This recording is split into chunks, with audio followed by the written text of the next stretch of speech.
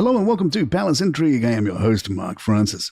A royal expert has suggested that Prince William may have to reconcile with Prince Harry before he can ascend the throne, adding yet another layer to the long-running tensions between the brothers. Afua Hagan, speaking on Channel 5's Harry and Meghan's American Nightmare, claimed that William simply won't be able to take on the role of king while his relationship with Harry remains fractured. I don't think that there is a way that Prince William can take the throne with his brother being estranged, Hagan stated. I think that they will make up. They will have to make up, whether they want to or not. Historian David Starkey has launched a scathing critique of the British monarchy, claiming it is fading into irrelevance and taking a pointed jab at Prince William's suitability for his future role. Speaking to the Telegraph, Starkey described the Prince of Wales as hopeless.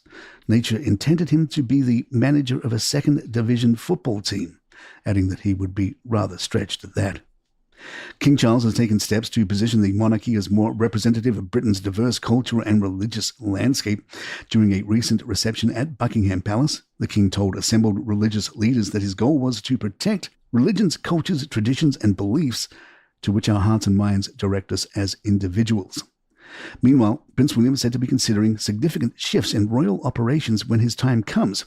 According to an insider, he has a 5-point plan for his future reign, which reportedly includes fewer engagements, a reduction in patronages, and less formal protocol.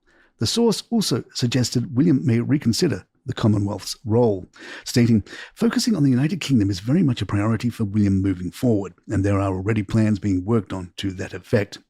The insider added, "There is a reluctance there from both William and Kate to join the tour of the Commonwealth because they feel it is an outdated institution and not something they want ahead." Perhaps ironically, the monarchy is more loved in America than back home. A new YouGov poll has revealed which members of the British royal family are most popular in America, and when it comes to the battle of the brothers, it is Prince William who comes out on top. The Prince of Wales holds a 58% approval rating among Americans, edging out Prince Harry, who sits at 53%, despite having lived in the US since 2020, and his wife having a poorly received Netflix cooking show. Of all royals, past and present, the late Princess Diana remains the most beloved, with more than 3/4 of respondents holding a favourable view of her. Historian Alicia Carroll noted, before she married Charles in 1981, very few people in the US paid attention to the royals or could tell you the name of the Queen of England. Diana changed all that. Queen Elizabeth II is also widely admired, with 67% of Americans viewing her positively. Her long reign and diplomatic presence, which included meetings with every US president except Lyndon B. Johnson, played a significant role in strengthening US-UK relations. Prince William's popularity in America appears to be growing. A recent meeting with Donald Trump at the reopening of Notre Dame Cathedral in Paris was reportedly well received, with a source telling the Mail on Sunday, "President Trump very much enjoyed meeting Prince William in France. He was wowed by William and thinks he's a great guy." There is now speculation that the Prince and Princess of Wales could receive an official invitation to visit the White House. Meanwhile, Prince Harry, despite his high profile in the US, has seen a dip in favourability following controversy over his receiving the Pat Tillman Award at the ESPYs last year.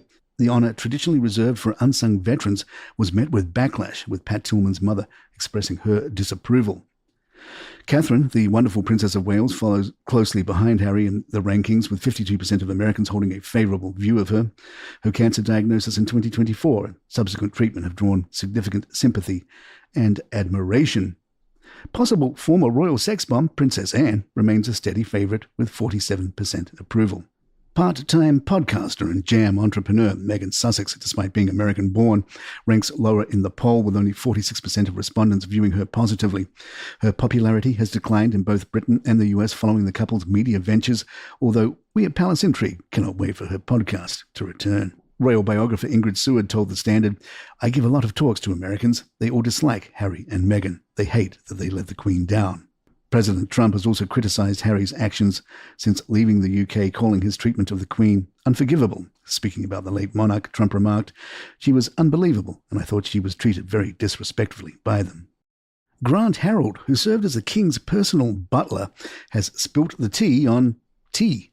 Grant tells us the king prefers his tea in a traditional cup and saucer, maintaining the formal traditions of royal hospitality. In contrast, Catherine, the wonderful Princess of Wales, is known to favour a more relaxed approach, often drinking from a mug when in less formal settings. Harold also shared that Charles is particular about his brewing standards, favouring strong traditional tea leaves over tea bags and insisting on precise brewing temperatures. Former staff claim that the green tea is brewed at exactly 70 degrees Celsius, while English breakfast and Earl Grey require water at a full 100 degrees. While tea remains a constant, Charles takes a different approach when it comes to coffee, reportedly foregoing sugar or sweeteners in favour of honey when he desires something sweet. The British royal family may have refined tastes, but when it comes to food, they're not all caviar and truffles. Their favourite dishes range from hearty home comforts to childhood treats, some expected, some a little surprising. WomenAndHome.com took a look at the foods of the royals. Take Queen Elizabeth II, for instance. Her afternoon tea was never complete without a slice of her beloved chocolate biscuit cake, a treat so adored that it was said to be consumed daily. Meanwhile, King Charles is famously particular about his eggs. Reports claim that 7 are boiled each morning to ensure one reaches the precise level of doneness to meet His Majesty's standards. Queen Camilla, however, is a woman after the nation's heart. She's a fan of proper fish and chips. In an interview with her son, food writer Tom Parker Bowles, she waxed lyrical about that smell, declaring that nothing quite beats it. And the Princess of Wales, well, when it comes to pizza, Kate Middleton prefers bacon over pepperoni, finding the latter too spicy. A revelation that likely sparked a few debates over dinner tables across Britain.